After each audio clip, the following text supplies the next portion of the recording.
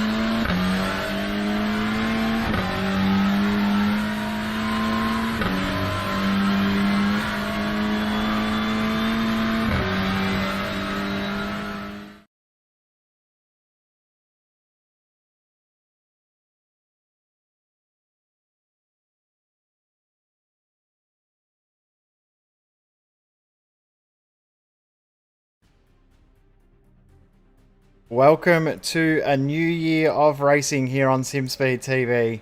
We commence 2022 with round 3 of the iRacing V8 Americas series here at Phillip Island over a 30-lap race. It's going to be a very, very entertaining one. A track that always provides great racing, and it's going to be very, very eventful to say the least. Happy New Year and welcome. My name is Jay Kennedy. Alongside me for this series is Dan Yeaman. Dan, firstly, Happy New Year. Welcome along. It's going to be a very, very entertaining one. Phillip Island always puts on a show. Thank you, Jay. Hi, everyone, and a Happy New Year as well from me. Great to be back with you again for third week of the V8 America series. And yeah, as you were saying, Jay, coming back to a classic Australian circuit at Phillip Island. Obviously, seen plenty of V8 racing, perhaps more famously known internationally for the Motorcycle Grand Prix that has held here since 1989. And also things like Superbikes. As you can see here now on screen, the track map, just under 4.5 kilometers in length, 12 corners, just situated also right on the coastline as well, on the southern edge of Phillip Island here. We've got tons of high-speed corners. A lot of flow will be required to get the lap right here as you come down the Gardner Straight into turn 1 at Doohan Corner. Set that up for the southern loop at turn 2, and it'll be interesting to see how many different lines we get through there today especially. And then again, another fast corner in Stoner. And then Honda Hairpin, turn 4. That'll obviously be one of our major overtaking spots. So we'll be keeping our eyes there to see who's looking to make moves. And then other famous corners, Siberia, the Hay Shed, Lukey Heights, and MG, just to name a few. It's going to be busy, and yeah, should put on a good race today. Yeah, not only the thing about this track is not only the fast nature of the track in regards to the corners, with the couple of hairpins, which are extremely good passing opportunities, but the elevation that you get around this circuit as well is incredible. The up through Lukey Heights after Hayshed, and downhill even through turn 2 at Southern Loop, the downhill down into MG. Incredible elevation throughout this lap. So it should be a very, very fun race once we get into it in the next couple of moments' time. Qualifying is underway at this present stage, but we'll have a quick look at the race. It's going to be 133.5 kilometers, which is just under 83 miles. Pit window between 11 and 20 on a 30 lap race. So fairly straightforward in regards to strategy for tonight, as we'll see probably throughout the entirety of the season. Pit window opens at about 1/3 race distance and closes about 2/3 race distance, which means the strategy is fairly open. Lots of different opportunities that people can play throughout the racing. That's for sure, yeah. We saw back at Watkins Glen when we were last covering the series, drivers sort of, yeah, roughly hitting that halfway mark or thereabouts. A couple of drivers opting for a slightly longer strategy, but the undercut seemed to be the play that was advantageous for a few drivers. In particular, we saw it was Michael Taliancic from Pursuit Sim Racing when he was racing there. He came in, well, his end of lap 10. It was about 1/3 race, just under almost, well, just shy of half race distance, sorry. But it was a good 2 laps earlier than everyone else, and he was able to put that undercut to good use and pick up a couple of positions on the way. Interesting thing is how cloudy and overcast it is at the moment. Track temperature still very, very warm, of course. Middle of summer in Australia, even though Phillip Island isn't renowned to be the hottest place in the world. Still 37-degree track temperature, but air temp fairly cool around the 18 degrees Celsius mark. That is no idea if you're working in the Fahrenheit. Around about 100 degrees track temp Fahrenheit. I can confirm that. I have worked that one out. Not long left in the warm-up, in the qualifying session. The drivers just getting in their final laps. Wayne Burke, one of the last to finish his second run. What doesn't improve, so he'll stay P4. Yancey Lin about to complete his second lap as well. Current best is a 1:30 flat, doesn't improve on his second lap. Thomas Freeman also out there on his second lap. We'll see if he can improve on his current best of a 1:29.6. So currently sitting 15th, Freeman, with the previous lap of the 29.6. Obviously looking to hopefully improve that number here, given sitting in the number 6 car for today's race. So as you can see, he comes out of MG through the last couple of corners here, looking to just gently ease on the throttle, with this car obviously being quite a tricky car to get it steady. And as he brings it around the final corner here, trying to get on the power as early as possible and use the track width, and does so quite nicely there. Just catches the outside curb. Down the front straightaway, does he improve? The answer is yes, we do see a slight improvement, but unfortunately it's only going to be good enough for 13th, up from 16th on a 129.5 there for Thomas. It looks like now Freddie Myers has just come back out to have another little run, probably just to see how a slight tweak in the setup has adjusted his car performance and car balance. Interesting too that as we were talking about the clouds and how overcast it was, they've instantly disappeared. The winds are reasonably strong at the moment, 25.5 kilometers an hour, so blowing those clouds away very, very quickly. It's going to mix up some things in this race as we have our look at today's starting grid in just a moment. So yeah, Brady here just looks like, yeah, just testing a few more things, but With 10 seconds to go until we shift into the race session, let's have a run through the grid here. So it's going to be Jackson, Susan Harlow on pole, 128.1. Puts himself well clear of the field. Brady Myers will be alongside in position number 2 with that 128.5. Raina Costello, third, followed by Wayne Burke, Sean McNamara, and Thomas Hins on row number 3. Over the page, we head to Rehan Lihania in P7. Apologies if I've absolutely butchered that name there. Followed by Troy Maguire, 8th position. Charlie Stone, first Kiwi on the grid in position number 9, with Michael Whiting, top 10. Simon Chadwick, 11th, and Craig Schultz rounding out our 6th row here in P12. Rest of the field is Thomas Freeman, starting a little bit further back than he would be happy with from P13. P14, Alexander Vandesant, representing the USA. I believe the only American driver we've got in the Americas race for today. John Gillies in P number 15. 16th is Matthew Brunt. 17th, Yunji Lins. Good to see Yunji back out on track. And then we've got Robert Crisdale in P18. The last driver who is not listed on our sheet there is Tim Mulford, who will start from 19th position. As we said, a 30-lap race, so fairly decent distance in this race today. Means that we've got a lot of action that can happen and will happen throughout this one. That's for sure. We have obviously plenty of action from Watkins Glen when we last covered the series. Hopefully look to see some more of that today. And also, we do hope for a slightly better run. We had a couple of cars trip up at turn 1, lap 1 last time out. But with Dewan Corner here being a lot faster than turn 1 at Watkins, we hope to see, obviously, that things will flow a little better. But looks like we're just waiting on a couple of cars to make the grid, and then we'll be able to get this one underway, folks. Yeah, I got Yunji yet to join. It looks like Wayne Burke as well in P4 yet to jump onto the grid. Still got another 10 seconds or so before we get this one going. As we said, 30 laps, pit window somewhere between laps 11 and 20. Probably going to see most pit around the lap 13, 14, 15 mark.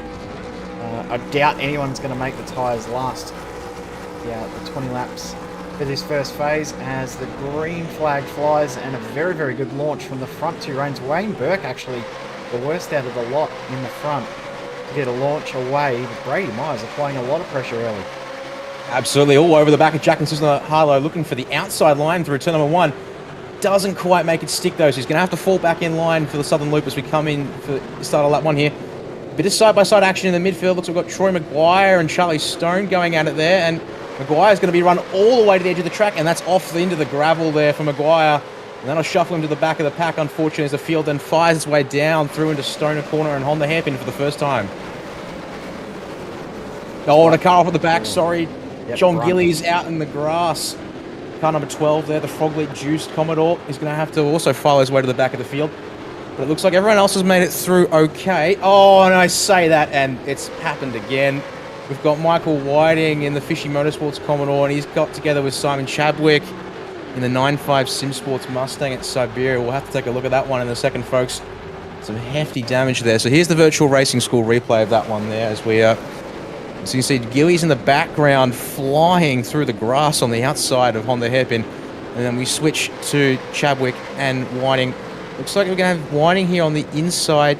Oh, gets a tap from Freeman there in the Premier Commodore. That explains a lot. And so unfortunately, Whiting and Chadwick both victims of an incident that wasn't their own making there, unfortunately. Front of the field is all as it started, the front 5 that is anyway. Randy Arnage has got past Thomas Hins, a first change of position inside the top 10. Also Charlie Stone, Thomas Freeman and Craig Schultz also up positions. Of course, Maguire lost out early, Whiting lost out early, Gillies and Chadwick also all lost out early. But Thomas Freeman actually also apologising for that slight little bit of contact, which caused major kerfuffle in the second half of the field. But at the front, Brady Myers trying to keep on the back of Jackson, Susan Harlow. Raina Costello doing a great job in number 10, holding off Wayne Burke. We know how good a driver Wayne Burke is, so to be holding him off is a very, very good job. Absolutely, someone with the experience and caliber of Wayne, obviously very much familiar to the V8 Scops scene, along with drivers such as Jackson and Brady up front. Raina, not so much. A newer field, or a newer name in V8 competition, but obviously clearly proving his mettle here today amongst these guys in the official race series. So hopefully look to see someone of his skill join the Scops field perhaps in 2022 and see what he can bring to the table there. Speaking of V8 Scops, 2 V8 Scops race winners in this field, Jackson Susan Harlow and Wayne Burke. So Brady Myers hasn't been able to get that elusive win from memory. I'm probably going to be proven wrong there, but from memory I don't believe he's picked up a win. He's had a couple of seconds but hasn't been able to break that duck egg 0 beside his name for race wins.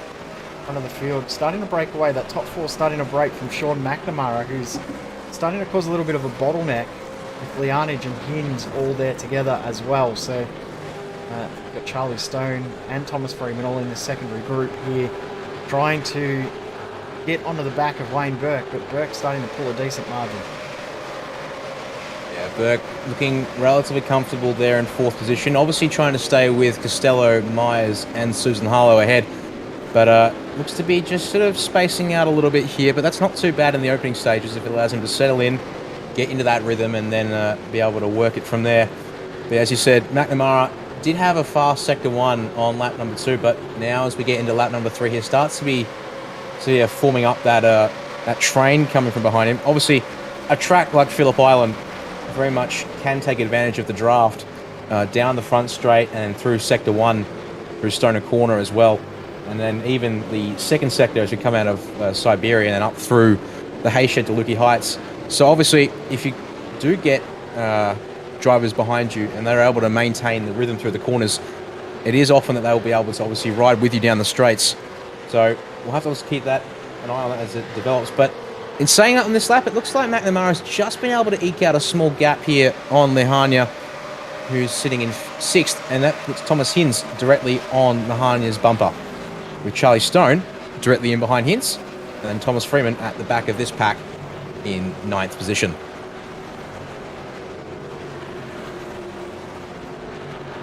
Best position finish for Brady Myers and V8 Scops. Had 4 P2s, but hasn't been able to pick up a win as of yet. All of those P2s were last year's V8 Scops. Here comes a move from Leonage, the inside. Thomas Hinds, and Hinds gives up the spot. No point fighting too hard at this point of the race, very, very early. And if you are good on saving the tyres, then there's no point pushing too hard too early, because the tyres will come back to you towards the end of this stint. As we said, the track temp, it's not extremely hot, but it is fairly warm at around just under 40 degrees Celsius. So wearing the tyres out too early can be detrimental. We've seen tyres play a big part in these races in previous seasons, not so much in round 1, but in other races. Think back to Imola last season, where we saw the overcut work rather than the undercut, which is used to be unheard of in this car, but it's starting to work more in an overcut's favour. Yeah, we'll be curious to see if that does play out today. I mean, a track like this here at Phillip Island, when you've got corners like Southern Loop, Honda Hairpin, Siberia and MG, all being very important traction zones, obviously looking after the rear end and making sure that you're not getting it too excited is going to be very important today. And also you've got then the faster corners, like on the entry to the Southern Loop, but also Doohan Corner, up through the Hayshed and Lukey Heights. You're also working the front end pretty hard. So it will be interesting to see here as the race pans out, if anyone is going to try for that overcut. I think we saw the undercut work best at Watkins Glen 2 weeks ago, but obviously eyes open, and definitely will be curious to see if drivers try for something a little different today. It was very, very cool race conditions last week, though, or last round that we broadcast at Watkins Glen. I keep forgetting that last week we didn't cover it because it was literally Christmas Day, so we did have the day off. Hope everyone out there had a good Chrissy, and let us know in the Facebook or YouTube chat what you did get sim racing goodie wise from Santa. You didn't get any sim racing goodies this year. That's unfortunate. In saying that, though, I have to say exactly the same thing. I mean, I don't race, so it's probably legitimate for me to not get anything sim racing related, because it'll just sit in a box and be unused. But we tied up your time here in the broadcast booth, in the commentary booth, it would seem. By the time I change my settings to get into race mode, I'm already too exhausted to actually go and race. The front 4 have really stretched out. Wayne Burke's dropped from those front 3, but McNamara is still doing a good job holding off Leonage, Hinz, Stone and Freeman. Craig Schultz and Alexander Vandersant in that secondary group, they are starting to close in a tiny little bit. That gap is not growing anywhere near as much, and Robert Crisdale doing a good job holding onto that group as well. But the group 5th back to 9th definitely is the battle to watch at the moment. Charlie Stone with Thomas Freeman tucked in behind. Freeman, we know, has made moves, has made some errors, but he'll be looking to try and get himself forward in a little bit cleaner way than he did with Simon Chadwick earlier. Yes, just looking at the lap times last time round for this battle pack, 5th through 9th, and as you might expect for a group of cars that are all bunched up closer together, the variance between the fastest lap in the group and the slowest lap in the group is no more than a tenth and a half. 130.03 for Rehan Lihanya and Thomas Hinz both. That last time by, the slowest of the group was Charlie Stone directly behind Hinz on a 130.17. So, as you can see, this group certainly isn't going to break up anytime soon, I reckon, unless we see some drastic changes. Still, McNamara just got that 1 second, almost 1 second breather on Rehan in 6th, which is just giving him that little bit of space. In fact, whilst they're still technically a battle pack of 5, it's just at the end of this lap here, looks like we're starting to break up into smaller pairs of 2 as we're on board here with Charlie Stone looking back at Thomas Freeman as we head down the Gardner Straight into turn 1. Stone defends the middle of the track. We saw this from him at Watkins Glen, very early and aggressive on the defense. Freeman looks to try and crisscross to the outside of the southern loop, but he's going to have to hold back and try and actually get another tuck underneath. But Stone holds a nice tight line through the corner, and the exit looks relatively solid here. So unless there's a massive draft down into Honda hairpin, these positions look like they're going to stay pretty line astern for now. And likewise, just ahead of Charlie and Thomas Hinz, Rehan Lihanya, pretty similar indeed. And looking just further back afield there, Crisdale on the back of Van der Zandt through Honda hairpin, just showing the nose on the way into the corner, but no dice for the moment. We've got an issue up ahead. I see Charlie Stone. Oh dear. We'll have to go and have a look at what's happened to him. It's caused Freeman to drop off the back of the pair ahead. So let's have a look at that virtual racing school replay, folks, as we were just having a chat about the guys behind. So coming out of Honda hairpin, is Stone going to get a bit of help, or is he maybe into Siberia here? Freeman. Oh, that's unlucky. Yeah, tiniest bit of netcode for good measure. Thankfully, Charlie keeps the car out of the fence, but does send him all the way back to 18th position on the tail of Troy Maguire now, but a long way off where he'd hoped to be. Back up front as we start lap number 8. Jackson Sutton-Harlow continues to lead the race. He's just starting to stretch that gap out ever so slightly. 9/10 obviously isn't all that much still, but for him that is probably a more comfortable buffer at the moment, given that Brady Myers is still riding with him. Lap times for the pair of them last time round in the 129.6 range. So less than half a tenth separating those two. And as we were saying earlier, Reina Costello still riding in 3rd place. Well, I'll come back to Reina because as we look back afield, we've got Wan Chi Lin defending from John Gillies as we head down into turn number 4 for these two. Lin on the outside, but breaks late and looks to have it covered off this time by into turn number 4 as they hope to chase down Tim Mulford, Michael Whiting and Matthew Brunt, a trio ahead of them respectively. If these two work together, they should be able to close up to that group ahead as well, because Brunt is quicker than Whiting and Mulford. He's actually got through over the last couple of laps, but Whiting and Mulford are a little bit off the pace in comparison to Lynn and Gillies. So these two, they don't fight too much and do too much of that side-by-side stuff we saw before. They should be able to close up this gap relatively quickly onto those guys ahead. I wanted to say too about Thomas Freeman. Freeman had a great run out of this section here, out through MG, and that was almost too good a run earlier, which meant that he got the momentum on Charlie Stone at the wrong spot. And in regards to that contact, sure there was netcode, but I think if there was no netcode, there still would have been contact anyway. So it's unfortunate for Charlie Stone. And Freeman again in the InSim chat apologising for another mistake. Won't be too happy with how the race has gone for him so far. So we go back to that battle pack for 12th, 13th, 14th, and closing in 15th and 16th. Got Brunt, Whiting, Mulford, and just in the back of shot there you can see Yunji Lin and John Gillies as well. Yeah, just having a look at the times as they come through Sector 1 here. The pack, well, Lin and Gillies now just starting to close in and match the times ahead. 28.9 for Matthew Brunt, up in 12th. Might be just starting to hold up this little pack as we look further ahead to Alexander Van der Sant, still holding off Robert Christdale for 10th position. But Christdale is all over the back of Van der Sant as we come up through the hay shed to Lukey Heights. But I was going to say no dice, but Van der Sant goes deep under brakes at Lukey and through the gravel all the way to the fence. That is not what Van der Sant was looking for today. Gets it going and back towards the racetrack, but that is sending him all the way towards the back of the field. Simon Chadwick, unfortunately, is still running more or less on his own back there.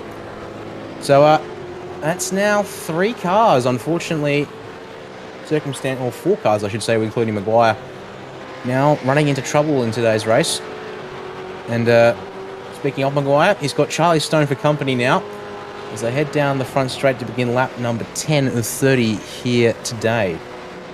Pit window opens now, but no takers on this first lap, so we'll have to keep our eyes open if anyone is going to play the undercut or the overcut. I think today, to be honest, I think with guys like Jackson and Brady still lapping up front in the mid to high 129s, a 29.7 for both drivers up ahead at the front of the field, I wouldn't be surprised if they both look to run long here.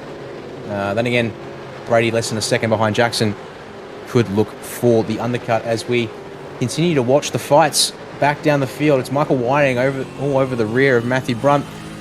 Brunt in deep to Siberia and trying to defend that position, but Whiting gets the drive off the corner. Up to the hay shed. Any moves on? The answer is I don't think so. Brunt keeps it fairly tight on approach to Lukey Heights. Covers that reasonably well. And has just enough of a gap here, I think, to cover down into MG. Another virtual racing school replay for us as we look here at Alexander Van der Sant coming out of Southern Loop and heading down towards turn number 3. And currently last on my timing sheet, so unfortunately something else has happened to Alexander here. Down into Honda hairpin. Oh, he's going to grab the gravel, isn't he, on the outside? And just spun, unfortunately, all by himself. That's unlucky. Come back to live pitches to Michael Whiting and Matthew Brunt because we're side by side down the front straight away.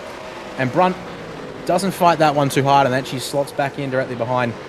Smart driving from him there to not fight Whiting too hard, and hopefully they can work together a little bit to start sort of trying to work their way back up towards Robert Christdale and Craig Schultz. And unfortunately, after those last couple of laps there, Van der Sant takes to the early pit stop, and we'll see how long his pit stop time is here today.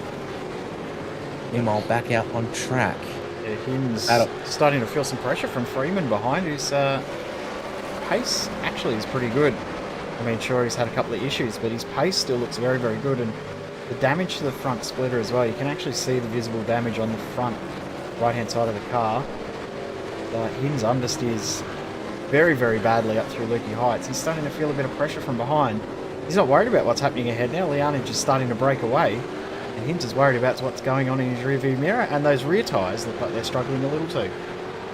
Yeah, I could have sworn I saw Hinsey having a couple of moments on the traction, and just as we're talking about him, he's going to be the next car down onto pit lane. So the first of our mid-pack runners to go for the undercut. We'll have to see how that pays out to him. And just having a look at Freeman behind, and just a little bit of damage there across the front of that splitter as you were talking about. But doesn't look too significant for the moment, and still looks to have good mid to low speed traction in that Premier Racing Team Commodore. So hopefully they haven't compromised the car too much through the high speed stuff like we saw back at Watkins Glen. I'll keep coming back to it because if we recall back 2 weeks ago, Freeman ended up on the tail of James Chastaneff, and whatever had been done to the Premier car in terms of setup options, we were almost certain a setup choice there had caused that car to be less confident through the high-speed corners and required Freeman to back off in comparison to other drivers, particularly Chastaneff, who was directly ahead of him at the time. don't think I'm seeing too much of that here today. So hopefully different setup direction for the Premier car this week. Seems to be you don't want a car that's not very well suited to high-speed corners at Phillip Island, considering there's only 2 slow corners at this track. Every single corner is a high speed. Medium speed through here, through turn 11. Every other corner is pretty much high speed except for Siberia and then a couple of hairpins as we see Lianage come in. I believe McNamara came in as well. Am I seeing that? No, just ran Lianage. So interesting early pit stop choice for Lianage. He's coming in to cover off Thomas Hinz. Absolutely. Clearly we're responding in that battle pack. Thomas Hinz, 15 seconds in his box. Stopped on that last lap. Wan Lin from 15th place also comes to the lane. So here comes the game for Rehan. Can he get this car stopped and back out in front? Or can Thomas Hinz make the undercut work? The box time, 15.4 seconds for Rehan versus 15 flat for Thomas Hinz. Hinz coming down the front straight now. This is going to be close on pit exit. And in fact, I say that, Hinz blows straight past on the way down to turn number 1. Undercut successful once again. This time it's Hinz making it work to good effect. An interesting little battle that we saw stretch out to just over 1 second not that long ago. It's closed back in. It's down to 7/10 of a second now. So Brady Myers starting to close that gap in for the lead on Jackson Susan and Harlow. Just a tiny little bit. Now, we've seen some drivers start to struggle with rear tyres. Not saying that that's what's happened here to Jackson, but very, very possible that the rears are starting to really hurt for Jackson, Susan and Harlow at this point. I mean, they're only 7 laps away from the maximum they can get, so they're getting close to the end of their life. But I think if Brady Myers can trick Jackson into pitting 1 lap later to wait for a very, very last second move into the pits, I think that Brady Myers might be able to undercut Jackson, Susan and Harlow. So JSH needs to be a little bit careful. Make sure that he doesn't get caught out, as we've got Freeman, McNamara, also in Crisdale, Gillies, Maguire, Stone, all in the pits now. So pit lane is a it's thriving in activity at the moment. Yeah, that's for sure, Jay. And as you're saying, yeah, let's just have a look at the lap time numbers for Jackson and Brady over the course of the race. Jackson's a little faster in the earlier phase, but it looks like Brady either saving just a little bit more on those tyres in that early phase, so now try and close up the gap here before we go on the attack towards the end of the pit stops. And speaking of pit stops, Thomas Hinz making that undercut work for another position, this time on Sean McNamara, who's just come out of the pits in P10 with Rehan and slotting into the gap between Hinz and Lihanya, putting Rehan back in 11th for the time being, although 3rd on track for those who have pitted so far. So looks like that undercut is showing its strength here in the mid-pack. So looking towards the front of the field, both Susan Harlow and Myers stay out once again. Meanwhile, I'm talking about front of the field. I need to go look towards the back of the field. Wan Lin looking for a move on Troy Maguire down into Honda hairpin, but no dice. Maguire able to pull it up quite nicely and get it stopped on the apex and cover off the position as these guys, having pitted all as well, begin to fight for position number 14 here. Head back to the front of the field. Susan Harlow and Myers make their way around turn number 2 as we begin the lap number 15 and ends the first half of the race. And then back to the pit lane as Michael Whiting and Tim Mulford come down the lane. We'll have to see where these guys slot in, but looks like we're talking probably around Troy Maguire, Wan Lin maybe. And that battle pack for what is now 14th position on track, but we'll have to keep an eye on. In fact, looks like I underestimated the time there as they're coming back out on track. Just Robert Crisdale comes down the front straight, so it's going to be Crisdale up to 11th, Whiting in 12th, and Mulford's going to slot out just in front of that pack. Can he hold 13th here as he gets the car up to speed? The answer is just, but Maguire, full head of steam into turn number 1. Does he keep pushing now to try and capitalise on Mulford getting the car back up to speed? Hinz's starting to struggle now as well. That run, well, now on his 4th lap, I was about to say, and he continues to now struggle with the newer tyre life on those runners behind. And interesting, away from that for a second because Brady Myers is in, and have a look at the pit lane around him. Nobody. Jackson Susan Harlow, Raina Costello, Wayne Burke all stay out. So this is interesting for the race lead. As McNamara on these newer tyres cannot get past Thomas Hinds. Lianage just behind, not able to get through as well. So this is an interesting little fight.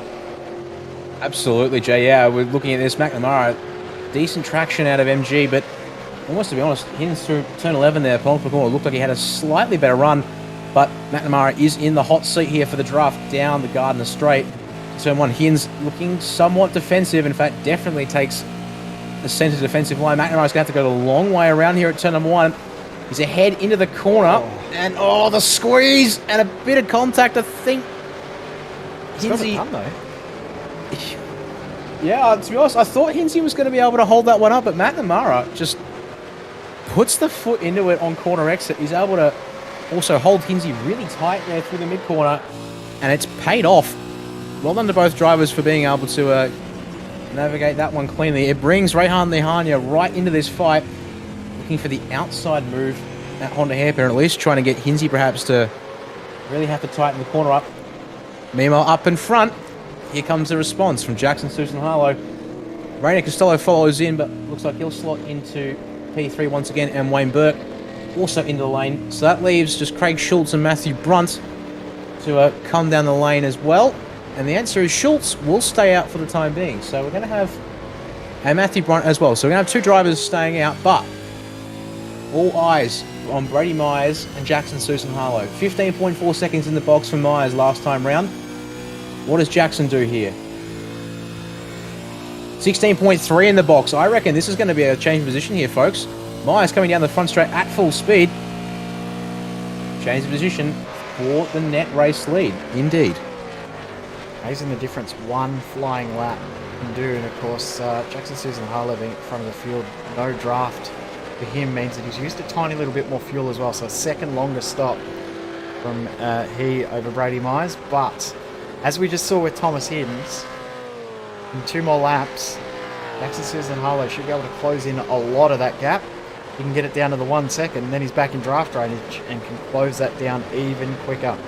It's going to be a very, very interesting little phase of the race. Interesting too, McNamara, Hinds, Lianage, have a look at how close, and Freeman as well. They've got to Wayne Burke after his pit stop. So Burke, those couple of laps where he's been out there on the older tyres versus these guys on the brand new rubber, has brought that gap down to almost nothing. But we shouldn't be too surprised to see Wayne Burke start to pull away from this group. You would expect anyway. You'd think so, given he was running comfortably there in 4th position. As we see sectors coming through here, in fact, 2/10 faster for Wayne Burke through the middle sector versus McNamara last on this lap here now. So, new tyres coming up into operating window and getting a feel for them once again. As our final 2 cars from the front of the field come down the pit lanes, that's Craig Schultz and Matthew Brunt, handing the race lead back to Brady Myers with Jackson Susan Harlow in tow. Now restoring the race order once again. So yeah, as you were saying there, Wayne Burke obviously opting for that longer first stint. 16 laps on that set of tyres for him there. Obviously means he'll have slightly better tyre life in this end phase, but did make him a tiny bit vulnerable at the outlap. In saying that though, he seems to have got that sorted out, and it means that the battle is on. Once again, Thomas Hinds, Rehan Nihanya, and now Thomas Freeman looking to get a move on Rehan to move up into position number 7 here. Interesting that Freeman on the rev limiter in 5th gear through Stoner Corner. Usually a sign that you got your car set up pretty well. Of course, the wind direction also helping a tiny little bit there too. Westerly wind with a crosswind, which means that you're going into the wind as you're heading into that section. So probably meant that car fairly stable through Stoner Corner. Probably caught a couple of guys out as well early on in the race with that very, very strong wind. It's now at 30 kilometres an hour, so that wind is quite intense out there at the moment. Just you're saying that, it's just dropped a tiny bit and also shifting direction ever so slightly to a more southwesterly direction, although I say when southwesterly, it shifts straight back to a westerly. And increasing in speed again. Yep, so there you go. Just a momentary blip there in the wind speed. So we'll ignore that conversation and commentary. One thing I will note is the track temperature has dropped to 36 degrees, so it is starting to cool off a little bit. But let's get our eyes back on track, because Robert Crisdale has got his rear mirror is full of Michael Whiting, and now that's his left mirror entirely, as Whiting almost looking to replicate what we saw from McNamara and Hins, but not able to pull it off. So Crisdale able to defend the position into turn number 2, and that brings Craig Schultz right onto Whiting's rear bumper. And just further back, the battle between John Gillies and Wan Chi Lin is continuing, this time over 15th position. They've been able to net gain a couple of positions. Of course, Van der Sant and Stone having issues meant that they've gained those spots there. Gap at the front now 1.4 seconds as well. So this lap here, the second true flying lap for Jackson Susan Harlow over Brady Myers. This is the lap that will probably see the biggest gain.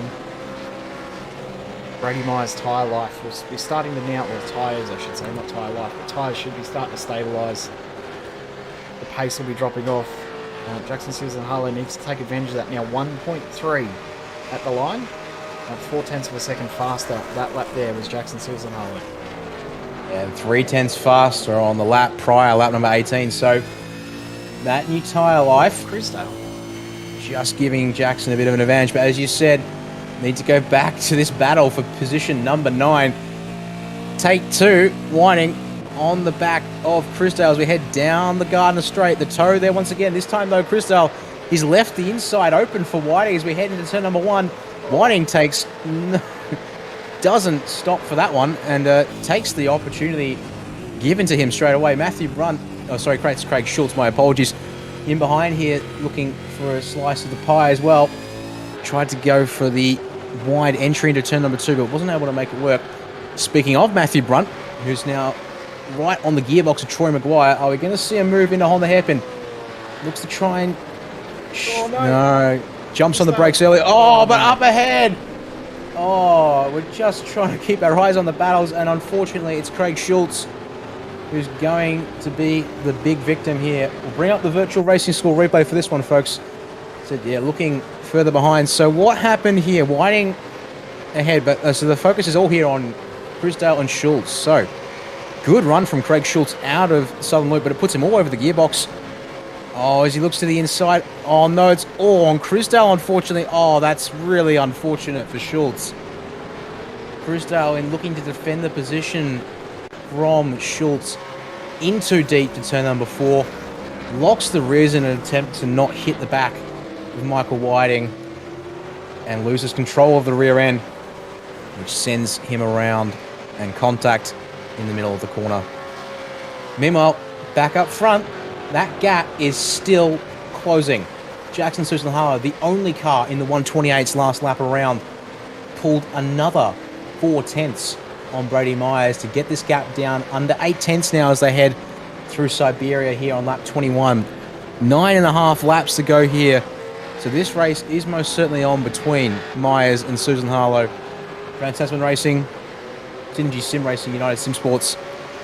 It's two powerhouse teams in the Australian V8 space and two powerhouse drivers, just to give you an idea of the skill and caliber on here. Looks like, looking at the sectors from this lap, Jackson gaining most of his time through sector 1 and sector 2, actually to be honest, both sectors 1 and 2 pulling just over a 10th each, so getting the gap down now to 6/10 as we come onto the front straights. This has been another good lap from Jackson. Brady just not quite getting back to that pace he had when following Jackson, and just the car obviously slowing down as each lap goes on and the tyres wear here. Jackson just creeping into the 129s as we look for the battle pack for P number 6. It is still on, folks. Hins defending from Lehania. Heading down into turn number 1. Lehania is all over the rev limiter into turn 1. I didn't quite catch there. Maybe bouncing off the limiter there, Jay, or was he? Yeah, definitely. Definitely has the gear ratio probably not quite perfect. So ideal for driving out on his lonesome, but when trying to make the move, it might be advantageous down here into corners like Honda hairpin, but just limiting yourself like that, unfortunately, not ideal in any case. But looks to the inside, showing a nose at Honda, but not able to get far enough up to claim the space inside. He's able to drive the corner as he intended there without too much fuss, but Rayhan really is looking like he's trying to be very aggressive into the corner entry, and we'll have to go back up front once again, folks, because this gap is closing up 10th by 10th, and it doesn't seem to be letting up anytime soon. Susan Harlow may be a little bit slower out of the penultimate corner there initially, and possibly just a little slower through the corner entry and mid-corner phase, but it seems to be paying off in terms of corner exit and then the draft down the front straight here. Pulls another 10th and a half on Brady Myers this time by. We've got 8 laps to go, and these guys are setting up for a showdown finish, I reckon, Jay. 100%. This is going to be an epic finish between Brady Myers, Jackson Susan Harlow in this one. That battle pack between Hinds, Leonage and Freeman still continuing on. I suggest we, I was going to say, I suggest we turn our attention. We've got another 3-way fight for P10. Brisdale, Maguire and Brunt. This time around, it looks like Maguire got the toe down the front straight here, but I don't reckon he's close enough. He does try to show the nose inside, but he goes for tries to go for the move on the outside after flicking it out wide. But he's compromised the line. Brunt tries to go around the outside, almost chops himself. Goodness me, that nearly ended in disaster for Matthew Brunt, but he's been able to hold on to that car and gets the move done off of the mistake there from Maguire. Unfortunately, that's the second time we've seen Troy try to go the long way around a corner and not being able to get it hooked up quite right. It brings Tim Mulford into the pack just a tiny bit, and he brings with him somewhat John Gillies. So this could easily become a 5-car fight for 10th place, I reckon, as we get to the end of the race for those guys as well. And of course, still trying to hold on to this spot, but you can just feel that JSH is not ready to make the move. He's going to make it at the perfect time. He's going to set up for one shot. I think it's going to be a one-shot attempt. I think he's going to try and wait until the last possible sector and the last possible lap. But we'll see if he makes it earlier. But you almost feel like he's going to try and set Brady Myers up for a mistake more than a legitimate overtake, or a lunge, I should say, than just might happen a little bit earlier than expected. Side by side. Yeah, JSH looking for the outside into Holden. In fact, goodness me, Jackson, that is incredibly bold and audacious. Brady Myers just able to give enough space to prevent that from becoming a turn. No quarter given from these two guys. Two drivers at the top of their game in the supercar, fair to say, and thankfully neither car ends up spun or in trouble, but JSH has decided, forget about waiting for the final lap of this race.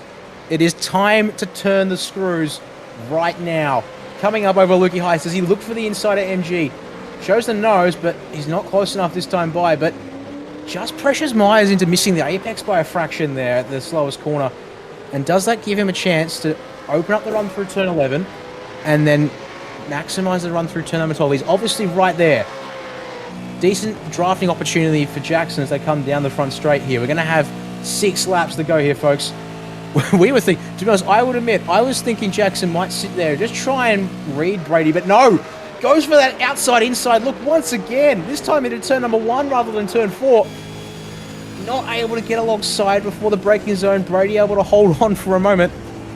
Well, forget about a calm, orderly sort of trying to analyze the weak spots of the guy ahead of you strategy. This has literally become full send mode from Jackson Susan Harlow on Brady Myers. Brady Myers cover. The answer is somewhat, but he doesn't cover enough. Here comes Jackson once again on the hairpin. Contact side by side. This is touring car racing here, folks. Brady Myers is going to try and hold on around the outside, make that inside for Siberia. The answer is yes. Door banging once again, folks. Goodness me. Neither of these guys is giving up without a fight. They've definitely traded paint because that left side of Susan Harlow's car is worse for wear now. And he squeezes the nose across. Bit of a bump from Myers maybe into Lukey. Is that job done? I doubt it. But Jackson immediately defensive into MG. What a great fight this has been since the pit stop phase, and this is the difference of 1 lap in tyre life going at it. So Susan Harlow lost that lead just due to tyre life, getting 1 lap later. Brady got it out to a 2-second advantage, but JSH has been able to close it up. Now he knows that it's on because he has to try and make sure that he can break the draft. Something he was able to do in the early phase. Can he do it now? Brady Myers is making sure he sticks with him. Yeah, I don't think this battle was winding down anytime soon, Jay. As you said, first stint of this race, Brady kept it within 1 second to Jackson. There were a couple of laps where Jackson was pulling a tenth or two at a time, but Brady did just turn the screws back on towards the end of the stint. If he hasn't overworked his car and the tyres underneath it in defending from Jackson, so we head down into turn number 4, Jackson defensive immediately, knowing he needs to cover that inside position. I'm fairly certain Brady will have something, or at least attempt something in reply here. I guess the question is now, how much has Jackson worked that car over? And has he worked it too much and burned away the tyre life advantage that he would have had in this stint with going that 1 lap longer?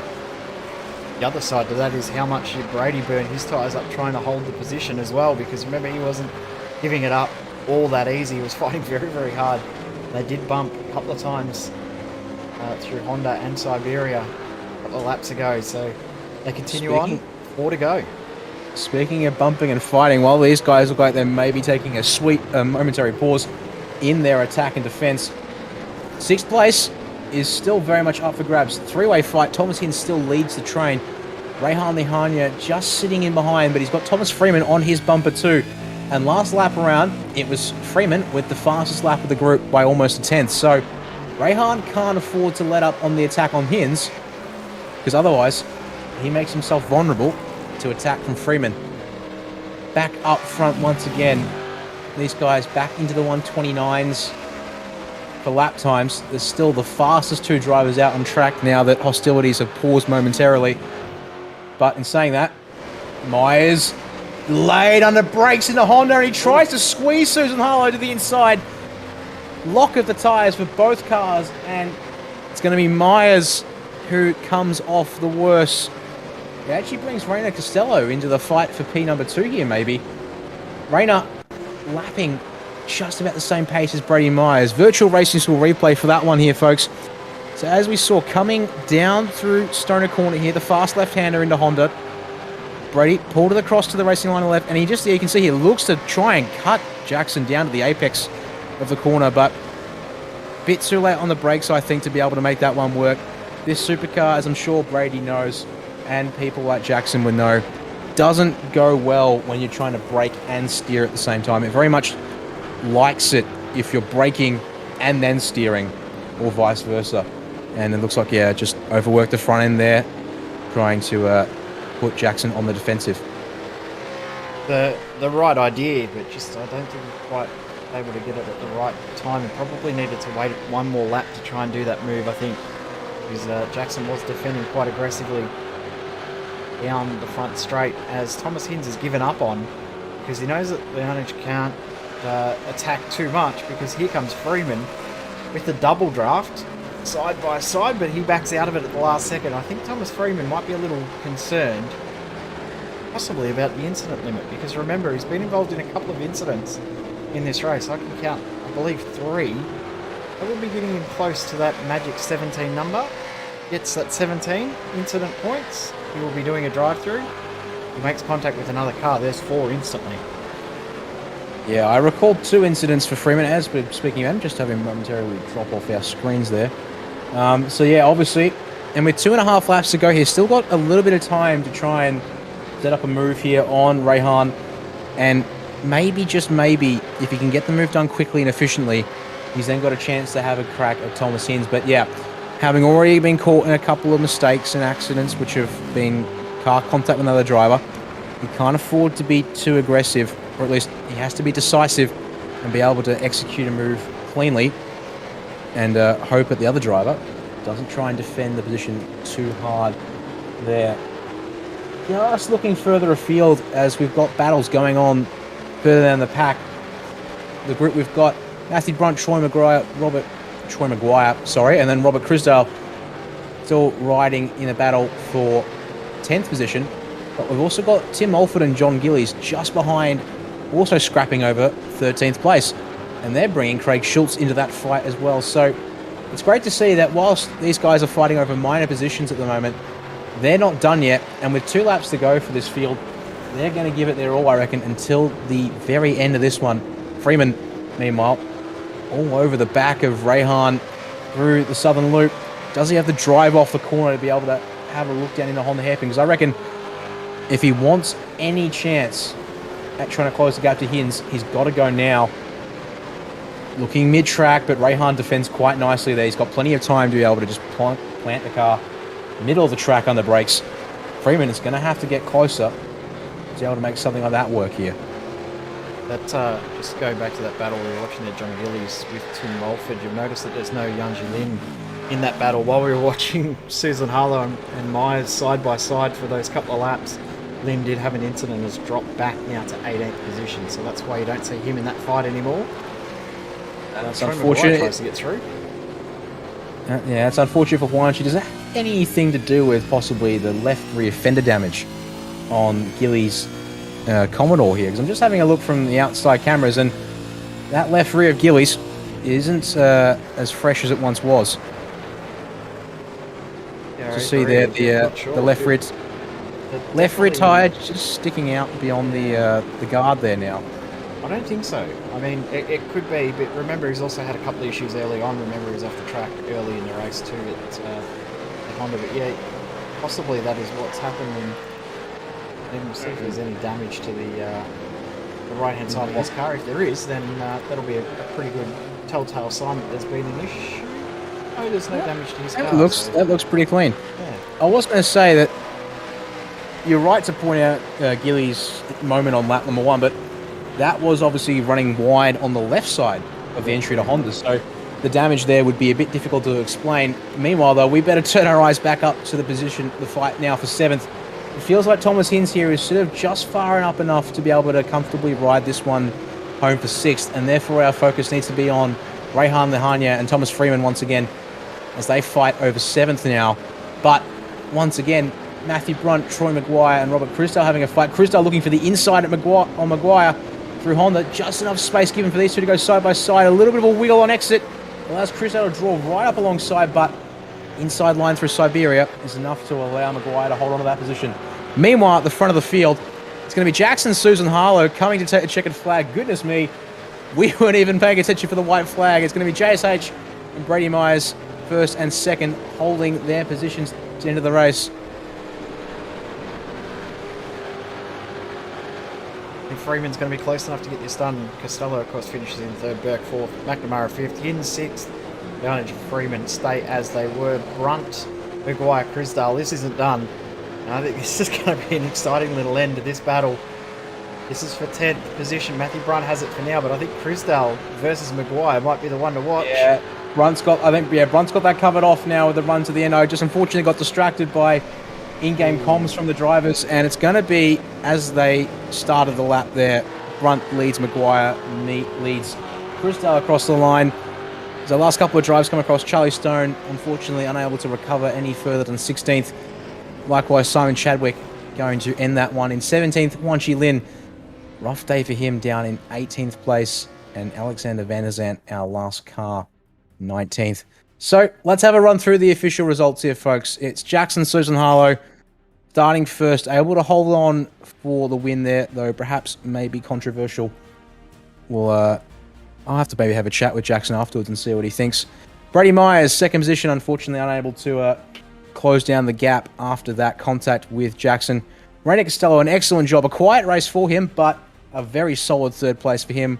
Wayne Burke, 4th position, having pulled away from the pack of cars behind after the later pit stop. Then Sean McNamara, Thomas Hins, Rayhan Lehania, Thomas Freeman, Michael Whiting and Matthew Brunt rounding out our top 10. Yeah, then the rest of the field is Maguire, who held off from Crisdale, who was coming at him right at the end there. Tim Mulford gets the spot from Gillies and Schultz in the end. Then Charlie Stone, who of course we saw off, unfortunately, at Siberia early on. Chadwick, who we saw involved in that lap 1 incident.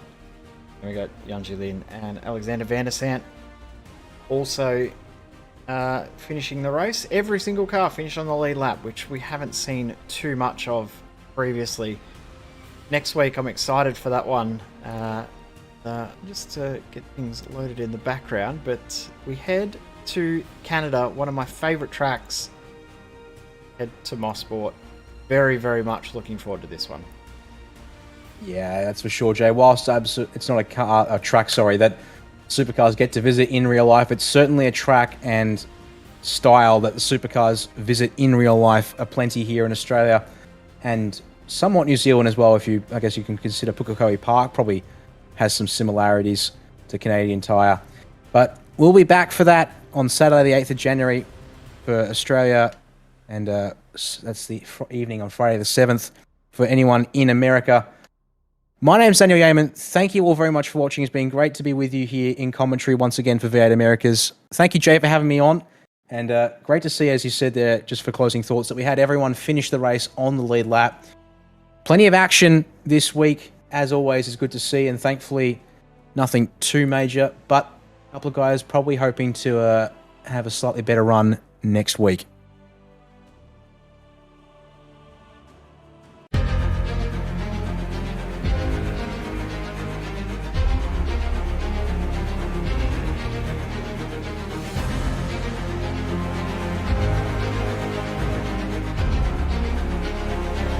This is fantastic.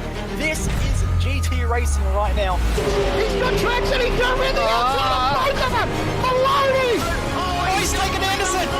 Anderson's up top. Oh my God! Oh, big crash! Oh my goodness, half the field's gonna get rolled. Second very close. These guys are going to want to make their way through the field very quickly. Oh, here we go! Oh no! That's massive! This is it! This is over! I can't believe this! Oh my god! God, what?